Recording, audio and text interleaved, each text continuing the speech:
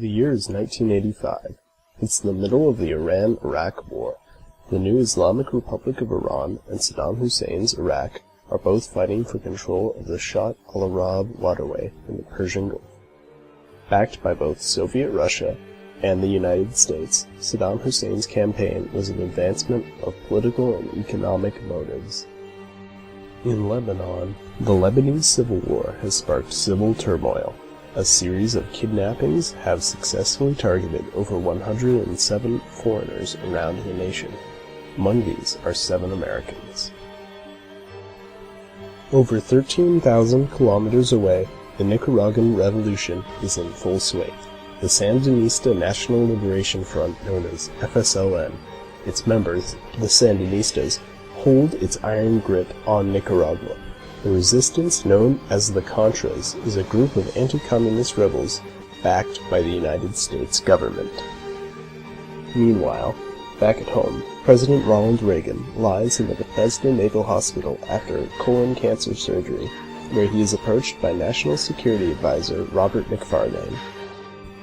McFarlane had plans to sell arms to Iran via Israel in order to secure the release of several American hostages and open communications with the country. The conversation was in secret, but McFarlane walked away knowing one thing: the President of the United States had given him the go-ahead to sell arms to Iran. August that same year, back from the hospital, Reagan approves the plan to allow Israel to sell US-made weapons to Iran. In that same month, Reagan signs into legislation a $14 million humanitarian assistance to the Contras of Nicaragua. It was a success. American hostage Benjamin Veer was successfully freed. At this point, Colonel Oliver North is brought in for logistics. They devised another load of missiles to be sold a month later.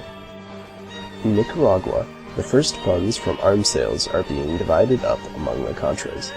The latest 1986 Intelligence Authorization Bill is revised to allow the CIA to provide training and intelligence to the Contras as long as it does not amount to participation in the planning for execution of military or paramilitary operations, or logistics activities integral to such operations.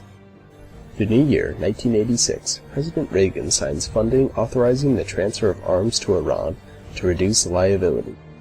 Meanwhile, in Germany, representatives meet with Oliver North to work out a plan to send further arms for more U.S. hostages. In February, the United States sends 1,000 TOW anti-tank missiles. However, no hostages were released in response. Oliver North writes the diversion memoranda, which lays out how funds will be diverted to the Contras. By May, $1.2 million of the proposed $11 million is sent to them. By summer, around $100 million are passed on in aid. In October, a plane diverting supplies to the Contras was shot down and captured. It seemed the United States government was involved, but Reagan denied it, and Congress tried to overlook it. This was the first exposure of the affair to the public. Oliver North meets with a new group of representatives and plans out a 9-year plan. This second plan is immediately put into play, as another shipment is sent to both Iran and the Contras. But the plan never reached its full 9 years. In November, 2 Lebanese newspapers break ground on the arms deal. This eventually leads to full exposure of the operation, later dubbed the Iran-Contra affair by the media. As a result, the arms deal comes to an end. On March 4, 1987, Reagan broadcasts a national address apologizing for the affair and taking full responsibility for what happened. Several involved members were indicted, including Oliver North, who was found guilty of 3 felony counts but released on a technicality.